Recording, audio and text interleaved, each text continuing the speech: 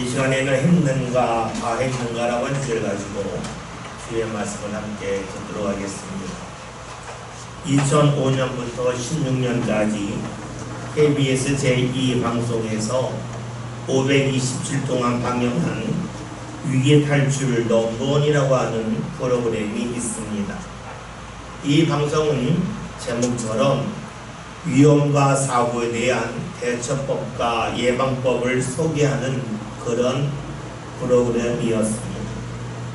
오랫동안 방송하다고 하더니 나중에는 소재가 고갈돼서 그런지 우리가 일상생활 속에서 경험하는 여러 가지 일을 소개하였습니다.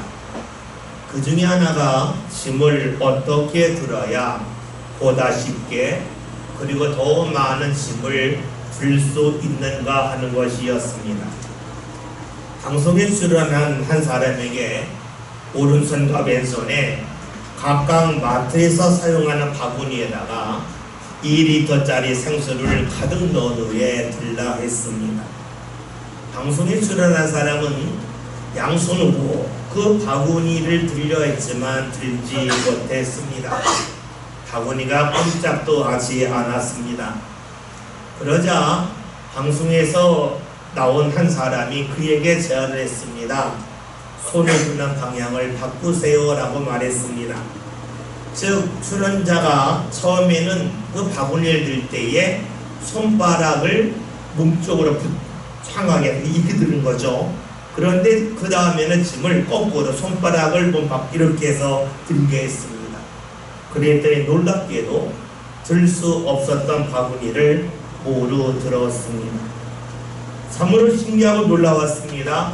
같은 사람이 같은 무게의 짐을 드는데 손바닥 방향 하나 바꾸는 것으로 인하여 들 수 없었던 짐을 들었기 때문입니다.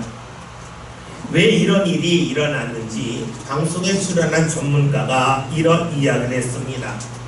사람이 바구니를 들 때에 사용하는 근육이 뗍니다. 승모근과 가시위근과 측면 삼각근이 있다 합니다. 그런데 손바닥이 자신의 몸으로 향할 때에는 이 세 개의 근육 중에서 측면 삼각근의 근육의 움직이는 방향과 승모근과 가시위근의 방향이 다르기 때문에 힘을 제대로 쓸 수 없다는 겁니다. 즉 손바닥을 몸쪽으로 붙여서 짐을 들게 되면 세 개의 근육 중에서 두 개의 근육만을 사용하기 때문에 더욱 많은 힘을 쓸 수 없다는 거죠.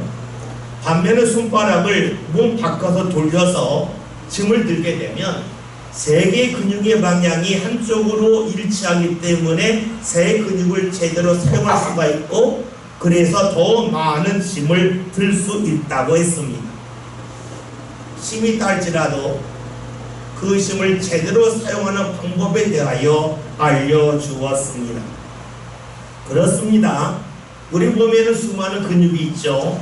이 많은 근육 중에서 얼마나 많은 근육을 사용하느냐에 따라서 힘을 더욱더 크게 쓸 수도 있고 힘을 조금만 쓸 수도 있습니다. 다른 말로 하면 우리의 몸의 자세에 따라서 우리가 감당할 수 있는 범위가 달라진다 하는 겁니다. 아주 사소한 일처럼 보여도 우리의 삶 가운데 이런 일들이 수없이 많이 일어나고 있습니다. 여러분들이 마트나 슈퍼에 가서 물건을 산 후에 그것을 쇼핑백이나 가방에 넣죠. 그리고 들고 옵니다. 대부분의 사람들이 어떻게 되냐면 손가락 2개, 3개, 4개를 이렇게 들죠. 그 들고 와서 하는 이야기가 어깨가 아프다, 내가 과거와 달라져서 이제 몸에 힘이 빠진 것 같다 라고 말을 합니다. 그런데 사실은 그렇지 않죠. 우리가 이 가방을 들 때에도 이 손가락을 어떻게 사용하느냐에 따라 달라진다는 겁니다. 우리가 손가락을 사용할 때 내 손가락이 아니라 엄지손가락을 잡으면 더욱더 많은 힘을 쉽게 들 수 있다고 합니다. 그 이유 즉 이 엄지손가락의 근육은 가슴 쪽과 연결된 근육이랍니다. 이것을 썸라인이라고 합니다. 반면에 네 번째보다 다섯 번째 손가락은 우리 등의 근육과 연결되어 있습니다. 이것을 핑키 라인이라고 합니다. 그런데 사람들이 쇼핑백을 들 때에, 가방을 들 때에 내 손가락만 사용하기 때문에 근육, 등의 근육만 사용한다는 거죠. 그런데 엄지손가락을 얹으면 등의 근육과 가슴의 근육을 같이 사용하기 때문에 더 많은 짐을 보다 쉽게 들 수 있다고 합니다. 그렇습니다. 우리가 지금까지 짐을 들 때 어떠한 자세로 드느냐, 어떻게 드느냐를 통해서, 즉 우리의 몸에 수많은 근육이 있는데 근육 중에 일부만 사용하느냐, 사용할 수 있는 근육을 다 사용하느냐에 따라서 할 수 있는 이 달라짐을 보았습니다. 삶의 피로도가 달라짐을 살펴보았습니다. 이것을 가장 잘 응용한 것이 바로 스포츠죠. 야구에서 투수가 공을 던질 때에 어깨로 던지는 것 같지만 실제로는 어깨로만 던지지 않습니다. 투수는 공을 던질 때 대부분 공을 던지는 반대편 발을 높이 들었다가 그런 후에 공을 던집니다. 그렇게 하는 이유는 발을 들었다 내림을 통해서 몸의 회전력을 강화시키고 이 회전력이 나중에는 가속도로 변화되기 때문입니다. 그래서 투수가 공을 던질 때에 어깨로만 던지는 투수가 있는가 하면 온몸을 사용해서 던지는 투수가 있습니다. 공의 속도가 증가하는 이유는 어깨가 좋아졌기 때문이 아니라 온몸을 사용했기 때문이죠. 축구 선수는 마찬가지입니다. 우리가 축구 경기를 보면서 슛을 하는 선수를 봅니다. 슛을 한 후에 그 선수의 모습을 보면 일치하는 것이 있습니다. 공을 찬 후에 반드시 몸이 앞으로 나갑니다. 몸이 앞으로 나가는 이유는 그만큼 체중을 싣기 때문입니다. 그래서 공이 더욱더 강하게 빠르게 날아가죠. 만약에 몸은 움직이지 않고 발만 사용하면 어떻게 될까요? 슛은 약해집니다. 속도가 더뎌집니다. 골키퍼가 쉽게 막을 수가 있습니다. 어깨만 사용하느냐, 발만 사용하느냐, 이것과 온몸을 다 사용하느냐는 분명 다릅니다. 여기에 구별이 있습니다. 아마추어와 프로의 구별이 있습니다. 아마추어 야구 선수들은 어깨로만 공을 던집니다. 프로 선수들은 온몸을 다 사용합니다. 축구할 때도 마찬가지죠. 아마추어들은 발로만 슛을 합니다. 그러나 프로는 온몸을 다 사용하여 슛을 합니다. 운동만 그렇겠습니까? 우리의 삶도 역시 그러합니다. 아마추어처럼 사는 사람이 있고 프로처럼 사는 사람이 있습니다. 아마추어로 사는 사람은 자신이 사용할 수 있는 근육, 힘을 일부만 사용하는 사람이고, 프로처럼 사는 사람은 자신의 모든 근육을, 온 몸을 다 모아서 무언가 행해나가는 사람입니다. 아마추어 프로는 모두가 더 잘하기를 원하는 마음은 똑같습니다. 그런데 아마추어는 더 잘하고 싶은 마음이 있지만 오랜 시일이 흘렀음에도 불구하고 늘 그 자리입니다. 프로는 잘하고 싶은 마음을 가질 뿐만 아니라 시간이 지나면 지날수록 실력이 좋아집니다. 즉 아마추어 프로의 차이는 마음은 같다는 데 있지만 결과는 분명 다릅니다. 왜 그럴까요? 아마추어는 일부만 사용하기 때문이고 프로는 온 몸을, 모든 것을 사용하기 때문입니다. 그러면 우리가 하나님을 믿는 신앙은 어떠하겠습니까? 신앙생활을 하면서 아마추어처럼 하는 사람이 있는가 하면 프로처럼 하는 사람도 있습니다. 신앙은 내가 하나님을 만나는 것이요, 하나님을 가까이 하는 겁니다. 신앙의 사람은 누구나 하나님을 보다 가까이 하기를 원하고 있고 하나님의 은혜가 자신의 삶 가운데 보다 넓게 나타나기를 원합니다. 그런데 어떤 사람은 10년을 믿고 20년을 빌어도 마음은 굴뚝 같지만 하나님과의 거리가 늘 그 자리인 사람이 있습니다. 하나님과 가까워지지 않고 은혜 범위로 확장되지 않는 사람이 있습니다. 아마추어처럼 신앙생활하는 사람입니다. 반면에 어떤 사람은 신앙생활을 하는 그 기간이 길어지면 길어질수록 하나님과의 관계로 가까워지고 하나님 허락하신 은혜 범위도 삶 가운데 넓게 확장되는 사람이 있습니다. 프로처럼 신앙생활하는 사람입니다. 왜 이런 차이가 생기는 것이겠습니까? 하나님께서 어떤 사람은 좋아하시고 어떤 사람은 멀리 하시기 때문이겠습니까? 우리가 알고 있듯이 하나님은 모든 사람을 사랑하고 계십니다. 성경에 나와 있는 말씀의 핵심이 무엇입니까? 하나님은 사랑이시라는 겁니다. 우리가 잘 알고 있듯이 요한복음 3장 16절에서 하나님이 세상을 이처럼 사랑하사 독생자를 주셨으니 이는 저를 믿는 자마다 멸망하지 않고 영생을 얻게 하라 하심이라고 말씀하셨습니다. 하나님의 독생자 예수님이 세상에 오신 이유를 자신이 말씀하셨습니다. 나는 죄인이 의인이 아닌 죄인을 부르 오셨다라고 하셨습니다. 예수님이 죄인을 부르신다고 하는 것은 그 사람이 아무리 부족하다 할지라도 그 사람을 사랑하시고 가까이 하신다 하는 것이 바로 예수님의 말씀입니다. 그렇다면 왜 우리는 하나님을 가까이 하는 그 마음이 있음에도 불구하고 왜 하나님과 가까워지지 아니하겠습니까? 달리 말하면 어떻게 하면 우리가 하나님과 가까워질 수 있겠습니까? 오늘 성경에서 이를 말씀해 주고 있습니다.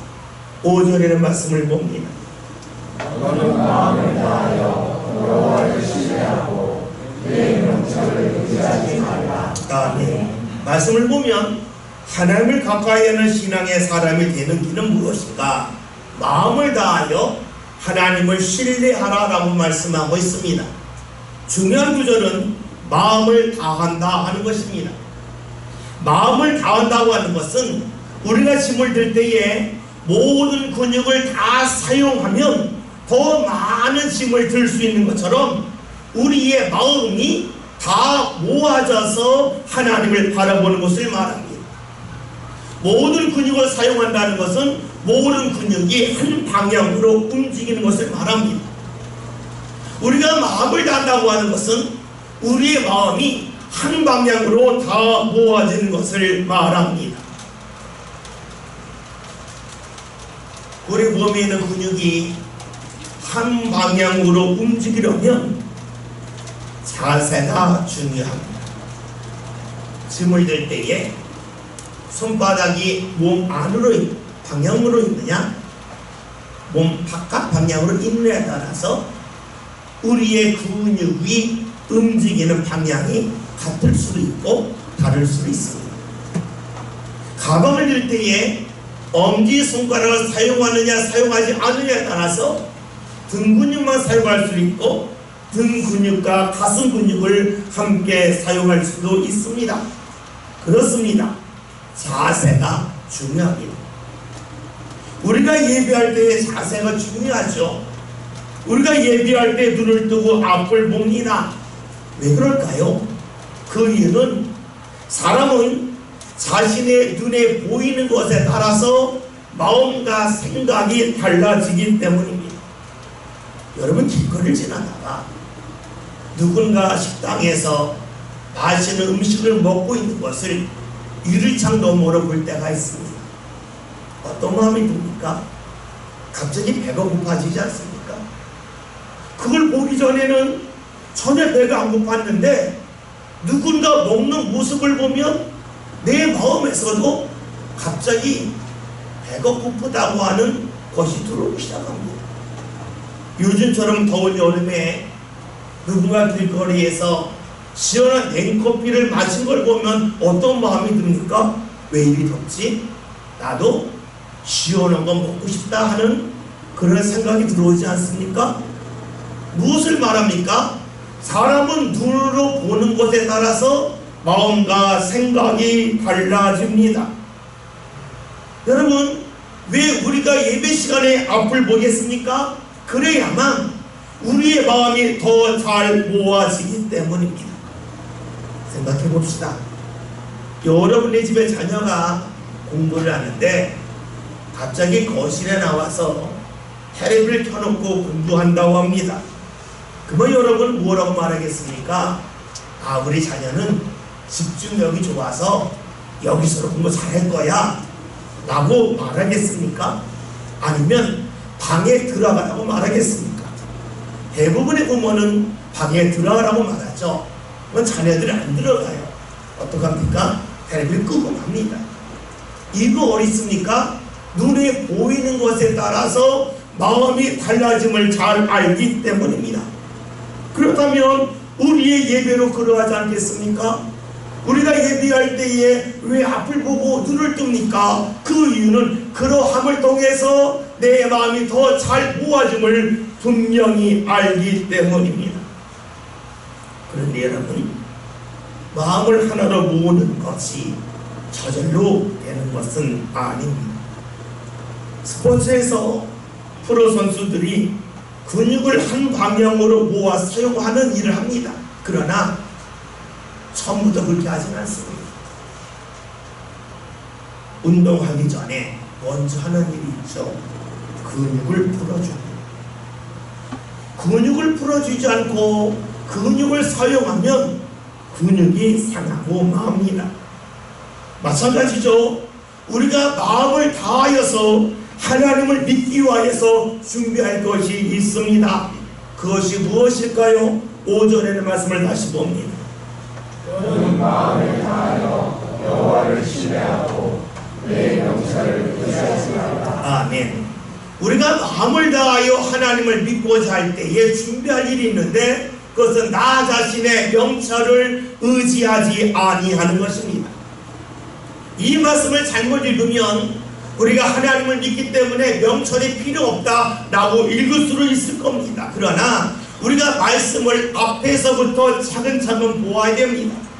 순서대로 읽으면 이런 것이죠. 마음을 다하여서 하나님을 믿기 위해서 필요한 것이 있는데 그것은 너의 명철을 의지하면 안 된다 하는 것입니다. 명철이라고 하는 것을 다른 말로 하면 지혜와 경험이라고 볼 수 있습니다. 우리가 하나님을 마음을 다하여 믿으려 할 때에 걸림돌이 하나 있는데 그것이 바로 나 자신의 지혜와 경험이라 하는 것이죠. 사람들은 대부분 어제의 모습으로 오늘을 살려 합니다. 다른 말로 하면 습관대로 살려 합니다. 왜 그럴까요? 습관대로 살면 생각하지 않아도 되기 때문입니다. 생각하지 않아도 된다는 것은 다른 말로 하면 뇌를 사용할 필요가 없다 하는 겁니다. 뇌를 사용하면 사용할수록 피곤합니다. 그래서 사람들은 습관대로 살기를 좋아합니다. 그래야 피곤하지 않기 때문입니다. 그런데 문제는 내가 가지고 있는 습관이 다른가 하는 것입니다. 여러분, 오늘 설교 시작하면서 생수가 든 바구니를 들 때에 손바닥의 방향이 몸 밖으로 향해야 무거운 것을 들 수 있다 그랬습니다. 근데 여러분, 이런 말을 듣기 전에 그 누가 손을 사용할 때에 바닥을 밖으로 돌리고 짐을 들겠습니까? 평상시에 들던 것처럼 늘 안쪽으로 손바닥을 모으고 짐을 들 것입니다. 무엇을 말하겠습니까? 우리가 가지고 있는 삶의 습관은 옳지 않은 것이 상당히 많이 있지만 그것이 저절로 달라지지는 아니한다 하는 겁니다. 손바닥의 방향을 바꿈에 따라서 우리가 감당할 수 있는 무게가 달라집니다.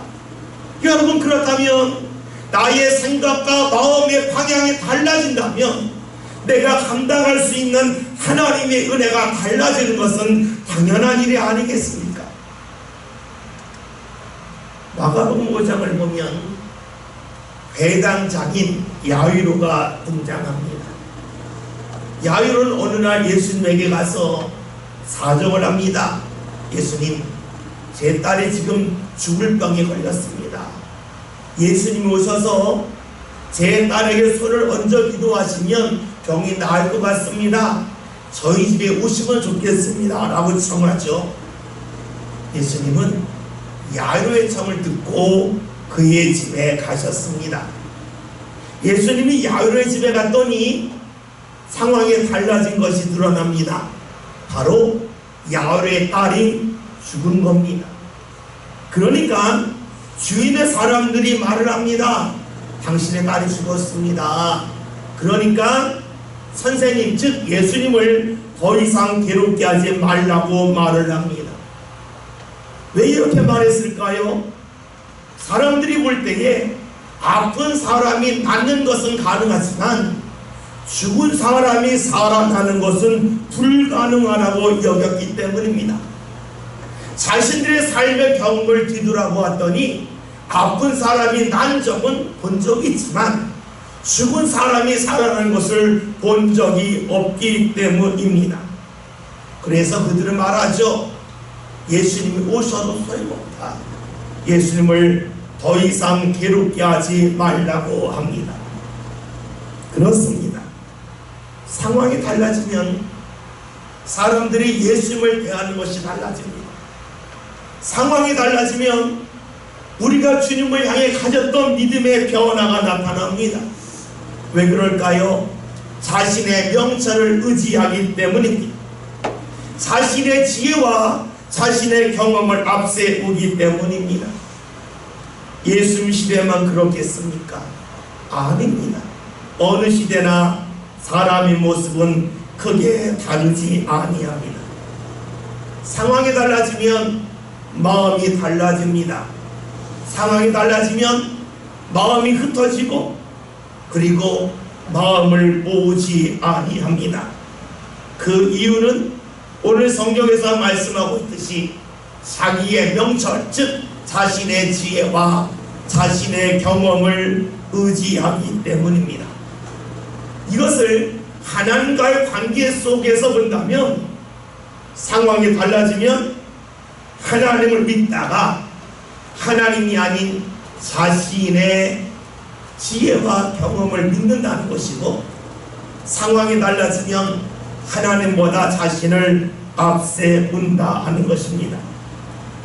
오늘 성경에서는 우리가 하나님을 믿지만 하나님과 가까워지지 아니하고 늘 그 자리에 있는 이유에 대하여 말씀하고 있습니다.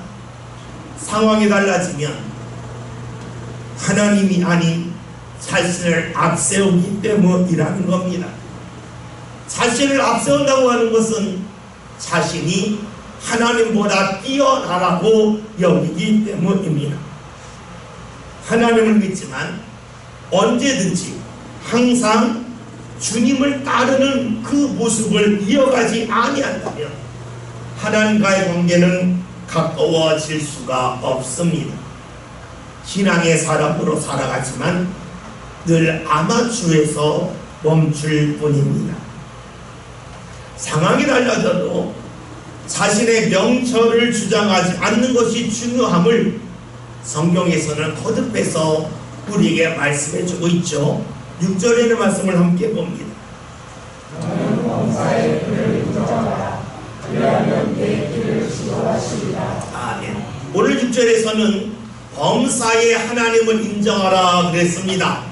모든 일에 하나님을 인정하라는 겁니다. 상황이 달라져도 하나님을 인정하라는 겁니다. 왜 그럴까요?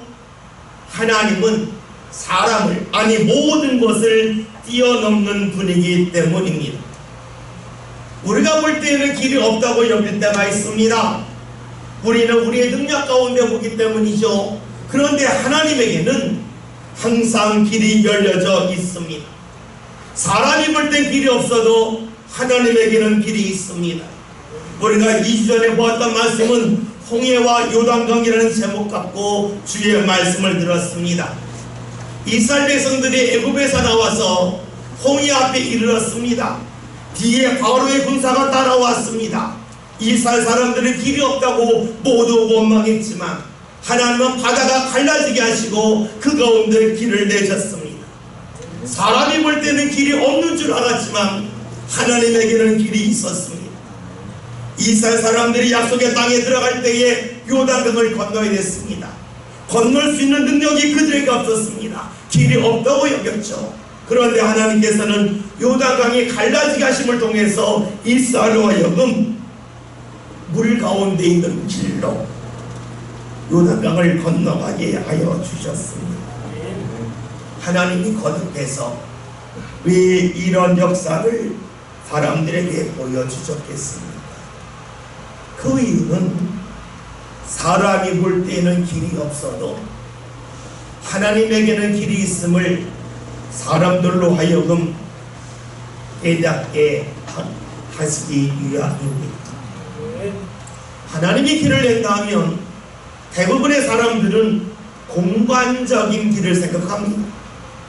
어떤 자리를 생각하죠. 내가 하나님을 믿으면 내가 어떤 좋은 자리에 가지 않겠는가? 내가 원하는 자리가 있는데 내 능력으로 갈 수 없지만 하나님께서 함께 하시면 그 자리에 가지 않겠냐라고 생각을 합니다. 틀린 말은 아닙니다. 그러나 하나님이 길을 내시는 것은 공간적인 길만 내시는 것은 아닙니다. 하나님은 우리가 유익함이 없다고 여기는 자리에서도 유익함에 이르는 길을 내주십니다. 사람들은 하나님을 믿으면 뭐가 유익하냐? 뭐가 뭐냐라고 묻습니다. 그러나 우리는 범사의 하나님을 인정함을 통해서 우리 삶 가운데 편하지 않는 자리라고 여겼던 곳에서 하나님이 평안을 허락하시는 것을 봅니다. 길이 없는 줄 알았는데 길을 내시는 것을 봅니다. 여러분, 길이 없다고 여기는 것은 우리의 생각이요, 우리의 능력 가운데 보는 눈입니다. 하나님은 길을 만드시고 길을 여십니다. 길이 없어 보이는 곳에서 길을 여시는 하나님 역사를 가장 분명하게 보여주신 분이 바로 예수님이십니다. 예수님이 십자가를 지시고 십자가에서 죽게 되자 모든 사람들의 뿔뿔이 흩어졌습니다. 예수님의 제자들도 다 도망갔습니다. 왜냐하면 모든 것이 끝났다고 여겼기 때문입니다. 더 이상 예수님을 믿고 따를 필요가 없다고 여겼습니다.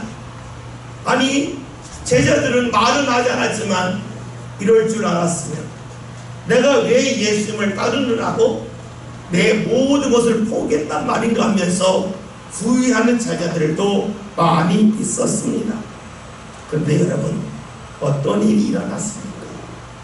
예수님이 죽은 지 3일 만에 예수님은 다시금 살아나셨습니다. 사람들이 도저히 생각할 수 없는 일이 예수님에게 일어났습니다. 사람들은 죽으면 길이 없다고 여겼지만 하나님께서는 사람들이 길이 없다고 하는 그 자리에서 길을 열어주셨습니다. 예수님이 다시 살아나게 하심을 통해서 하나님에게는 항상 길이 열려져 있음을 알게 하셨습니다. 그렇습니다. 하나님에게는 늘 길이 있습니다. 그래서 오늘 성경은 말씀합니다.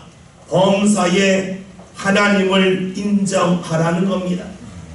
내가 볼 때에 이 자리에서는 길이 없는 것 같다 할지라도 하나님은 거기서 길을 열어주시기 때문입니다. 사람들은 내가 죽으면 끝이라고 여깁니다. 왜 그럴까요? 죽음 후의 길을 가본 사람이 없기 때문이죠. 그러나 우리는 믿습니다.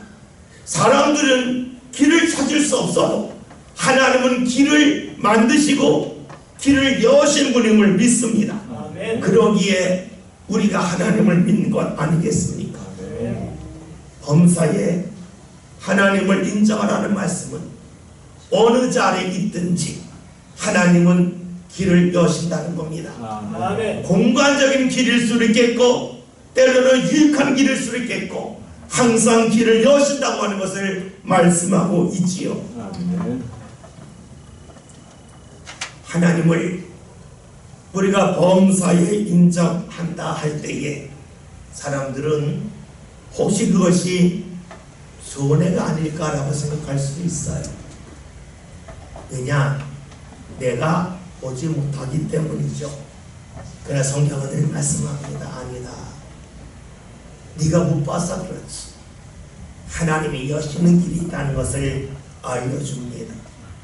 그러면 우리가 범사에, 즉 항상 하나님을 인정할 때에 어떤 일이 일어나겠습니까? 6절에는 말씀 함께 봅니다.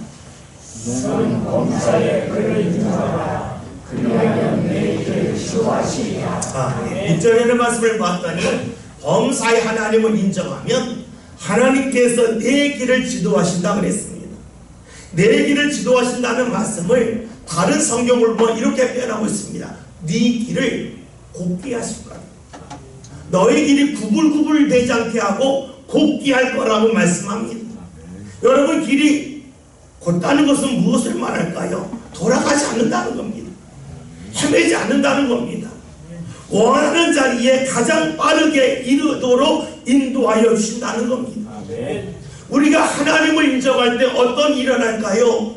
하나님이 우리에게 약속하시는 땅에 가장 빠르게 이르도록 인도하여 주심을 말씀하고 있습니다. 혹여나 우리가 나의 상황에 따라서 하나님을 인정하지 아니할 수도 있습니다. 그러면 오늘 6절에는 말씀대로 어떻게 될까요? 범사가 아닌 일부에서 하나님을 인정하면 우리의 길은 구불구불하다 하는 겁니다. 하나님 허락하신 은혜 자리에 가기 위해서 더 많은 시간이 소요됨을 말씀하고 있습니다. 오늘 주님은 우리에게 말씀해 주고 계십니다. 우리가 하나님을 믿을 때에 우리의 온 마음이 모아져서 마음을 다하여 하나님을 믿는데 가장 큰 장애가 있는데 그것이 바로 나 자신이라는 겁니다. 나의 지혜, 나의 경험을 하나님보다 앞세울 때에 하나님을 인정하지 못함을 말씀하고 있습니다. 그러나 우리가 이것을 내려놓고 항상 하나님을 인정한다면 하나님께서는 우리에게 주시는 약속의 땅에 가장 빠르게 이르도록 인도해 주심을 말씀합니다. 말씀 제목이 했는가 다 했는가입니다. 짐을 들 때에 내 근육을 일부만 사용합니까? 사용할 수 있는 근육을 다 사용합니까? 일부만 사용한다면 우리가 들 수 있는, 감당할 수 있는 짐은 줄어듭니다. 든다 할지라도 감당한다 할지라도 피곤합니다. 그러나 사용할 수 있는 근육을 다 사용하면 더 많은 짐을 들 수 있고 감당할 수 있고 편하게 들 수 있습니다. 하나님의 은혜도 역시 그러합니다. 내 마음이 다 모아질 때에, 나의 삶이 주를 향해 다 모아질 때에 내 명철, 즉 나의 지혜와 나의 경험을 하나님 앞에서 앞세워주고 다 내려놓고 하나님을 바라볼 때에 주님이 허락하시는 약속의 땅은 우리가 바르게 들어갑니다. 그 길은 구불구불한 길이 아니라 곧은 길이 됩니다. 여러분, 주를 믿고 계십니까? 어떻게 믿고 계십니까? 내 마음의 일부만을 사용하며 주를 믿고 계십니까? 나의 삶을, 나의 마음을 다 모아 사용하며 주님을 믿고 계십니까? 모든 믿음의 성도를 내 마음을 다 사용해서 주님 앞에 드립시다. 그리하여 우리에게를 굳게 하여 주시는 주의 은혜 역사가 삶 가운데 가득히 나타날 수 있기를 주의 이름으로 기원드립니다.